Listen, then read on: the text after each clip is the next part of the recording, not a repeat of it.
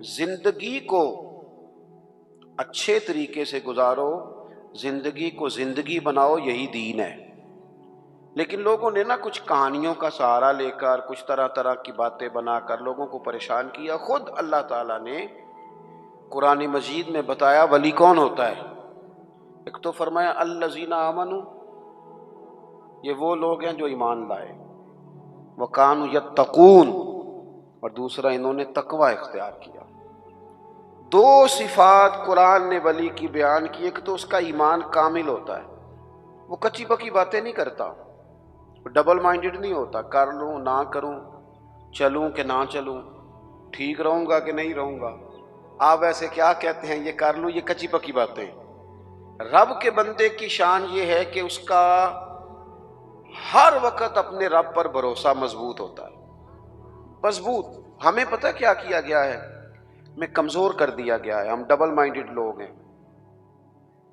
ہمارے ہاں ڈھیر سارے لوگ ایسے ہیں جو مرید ہو کر بھی مرید نہیں، جو شاگرد ہو کر بھی شاگرد نہیں، جو کسی فیلڈ میں ہو کر بھی اس فیلڈ میں موجود، جو کسی ایک شعبے کو اختیار کر کے بھی اس شعبے پر پورے نہیں، کچی پکی باتیں، کر لوں نہ کروں۔ اور یہ نوجوان نسل میں زیادہ مسئلہ ہے۔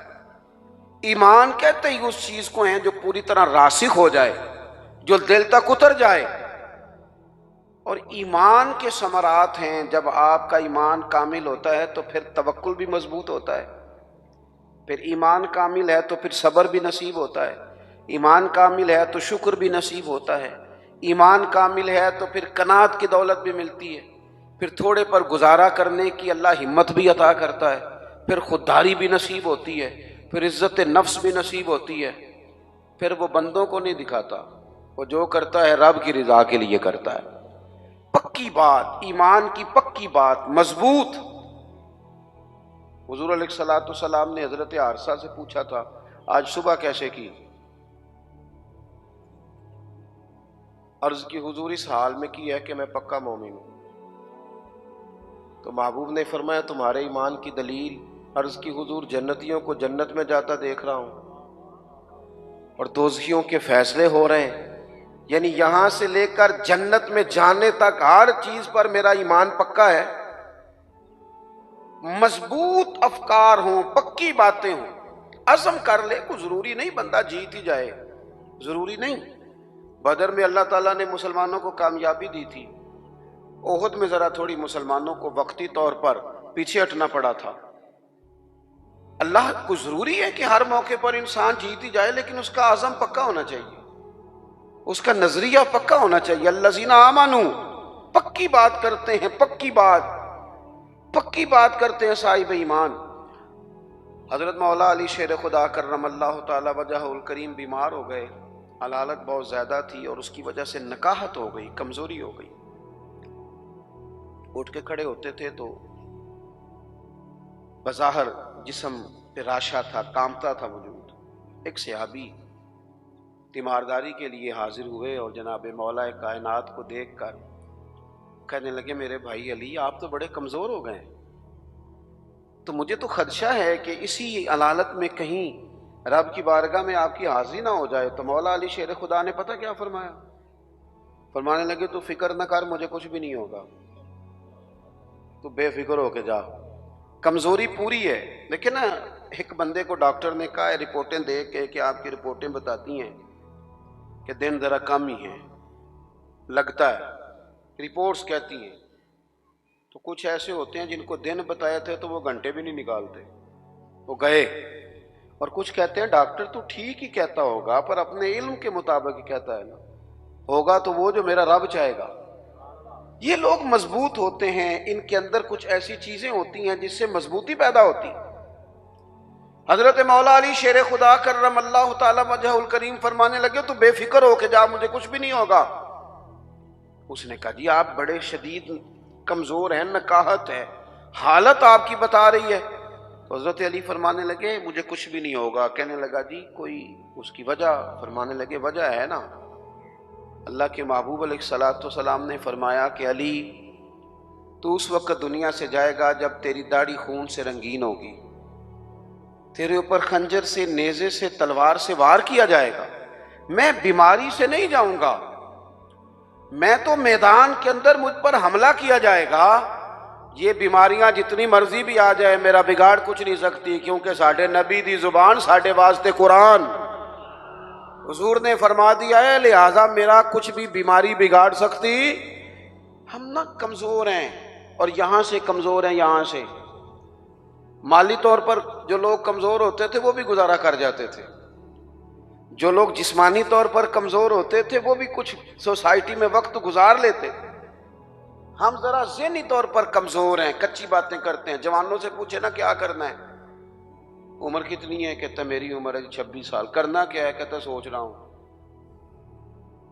او بھائی محمد بن قاسم تو 17 سال کی عمر میں سندھ فتح کر گئے، چھوٹی چھوٹی عمروں میں معوذ اور معاذ رضی اللہ تعالیٰ عنہما نے ابو جہل کو قتل کر دیا، وہ لوگ تو انقلاب برپا کر گئے، اور آپ اتنی عمر ابھی سوچ رہے ہیں کام کس دن کرنا ہے، پروگرام کس دن طے کرنے، آگے کس دن بڑھنا ہے۔ پوری 40 سال عمر نہیں ہوئی حضرت سیدنا معاذ ابن جبل کی، حضور کو راضی بھی کر گئے، ایک علاقے کی گورنری بھی دیکھ گئے، رب کی بارگاہ میں پیش ہو گئے۔ حضرت عمر بن عبدالعزیز کا ذکر میرے دوستوں ممبروں پر ہوتا ہے، وہ صوفیوں کے لیے بھی راہ عمل ہیں، علماء کے لیے بھی ہیں، بادشاہوں کے لیے بھی ہیں۔ عمر کتنی پائی؟ 39 سال، پوری 40 نہیں، 39 سال۔ ہماری تو وہ کچی پکی باتیں، کوئی عزم نہیں، کوئی پروگرام نہیں ہے، وہی تیرے زمانے کا امام برحق جو تجھے حاضر و موجود سے بیزار کرے اور موت کی شکل میں دکھلا کے تجھے جلوہ یار زندگی تیرے لیے اور بھی دشوار کرے۔ اللہ کا بندہ تو وہ ہے کہ تیرا جینا مشکل کر دے، تجھے کام پہ لگا دے، تو نکلے تو صبح و شام پلٹنا جھپٹنا، جھپٹ کر پلٹنا، لہو گرم رکھنے کا ہے ایک بہانہ۔ لیکن جن لوگوں نے ساری زندگی طے ہی نہیں کیا کہ اصل میں ہم ہیں کیا، ہم نے جانا کدھر ہے، کرنا کیا ہے، کوئی مقصد حیات تو ہو، تو اللہ کے بندے کامل یقین والے۔ نبی پاک صلی اللہ تعالی علیہ وآلہ وسلم نے نا اپنی امت کو یقین کی دولت عطا کی ہے۔ کس طرح عطا کی ہے؟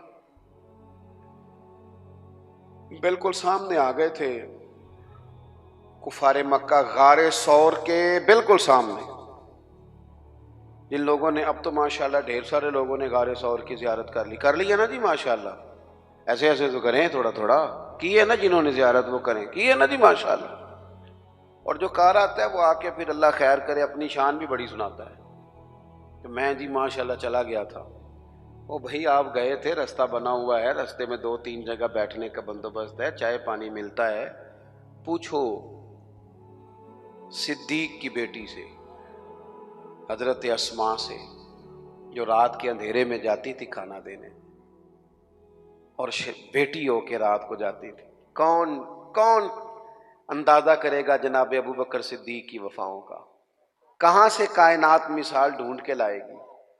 پباں پار قدم نہیں جے لاؤندا تے 100 پہاڑ تے چڑھیا جاندا تے او پہ جاندا جے یار نبی دا، او پہ جاندا جے یار نبی دا تے اے اصلی دلدار نبی دا۔ میرے عزیز، غار ثور کے بالکل باہر نا ایسے دروازے پر ایک چھوٹا سا سوراخ ہے، دائیں طرف دیکھے تو وہاں سے نا پیر نظر آ رہے ہیں، کافر آ گئے۔ حضرت صدیق نے کہا حضور وہ تو آ گئے۔ یہاں پتہ چلتا ہے بندے کا توکل کس طرح کا ہے، یقین کہ حضور یہ کھڑے، پہنچ گئے، آ گئے، نہیں بالکل بندے پر سوار ہو جائے کہ ٹینشن پوری طرح غالب ہو جائے، لیکن بندہ مومن کہے میں مومن ہوں، میرا رب پر بھروسہ مضبوط ہے، یا رسول اللہ وہ تو آ گئے۔ تو حضور نے کیا فرمایا؟ قرآن مجید سورہ توبہ، کہا لا تحزن، ابو بکر غم نہ کر، غم، اللہ کرے جوانوں آپ کو سمجھ آئے میں کیا کہہ رہا ہوں، نہ تو اندر کوئی بارود پڑا ہے، نہ اندر کوئی اسلحہ ساتھ ہے، بندے دو، اور باہر وہ کتنے سارے، اور دروازے پر آ گئے، این بالکل دروازے پر۔ حضور کیا فرماتے ہیں؟ لا تحزن، غم نہ کر۔ کیوں نہ غم کر؟ کیا کس بنیاد پر نہ کر؟ تو وہ بنیاد سنیں اور اس کو سمجھیں۔ ہم مسلمان ہیں، ہماری تھوڑی سی انفرادی سوچ ہونی چاہیے دوسروں سے، ہم لاوارث نہیں ہیں، ہم رب رسول والے ہیں۔ ہماری باتیں کچی پکی نہیں ہونی چاہیے، انہیں پختگی ہونی چاہیے، ان کے اندر کمال۔ حضرت باجزید بستامی رحمۃ اللہ علیہ ایک مسجد میں اعتکاف میں بیٹھے تھے، تو دور جا کے آپ اعتکاف بیٹھتے تھے، کہتے تھے یہاں نہ بستان میں لوگ ہاتھ بڑے چومتے ہیں، لوگ دیکھ رہے ہوتے ہیں کہ فلانے کی بڑی شان ہے، لیکن اگر بندہ صوفی ہو نا، درویش ہو، تو وہ ڈر رہا ہوتا ہے، کہتے یار اتنے لوگ میرے پیچھے پھرتے ہیں، رب کی بارگاہ میں جواب بھی دینا ہے۔ تو حضرت باجزید نے ارادہ کیا کہ دور جا کے کہیں اعتکاف بیٹھنا ہے، اٹھ بلیا چلو تھے وسیے، جتھے وس دے نہیں سارے انے، نہ کوئی ساڈی ذات پچھانے تے نہ کوئی سانو منے۔ دور جا کے تو لوگ جانتے نہیں تھے، تو حضرت اپنا خشک راشن وغیرہ ضروریات کی چیزیں لے گئے تھے، اعتکاف بیٹھے تھے، جو بندہ بھی آتا کہتا بابا روٹی کہاں سے کھاؤ گے؟ فرمانے لگے بھی اللہ اسباب بنائے گا، انشاءاللہ بہتری ہو جائے، کچھ میرے پاس سامان۔ کہنے لگے نہیں وہ تو ٹھیک ہے، پر کیسے؟ میں کہا میں کہہ رہا ہوں اللہ دے گا، اللہ تعالیٰ کو کسی واسطے کا محتاج تو نہیں، معاذ اللہ، وہ دے گا۔ اگرچہ دنیا اسباب سے چلتی ہے، پر کچھ چیزیں میرے پاس ہیں، لیکن وہ جو بھی آتا نا، روٹی کہاں سے کھاؤ گے؟ تو حضرت باجزید رحمۃ اللہ علیہ ایک دن فرمانے لگے، جب تنگ آ گئے نا، ہر نمازی پوچھتا، تو آپ فرمانے لگے یہ 7 یہودیوں کا گھر ہے، میں نے پیسے دے دیے، 2 روٹیاں صبح 2 شام مجھے دے دیا کریں گے، اور ذرا اونچی آواز میں کہا تاکہ سارے سن لیں۔ وہ لوگوں نے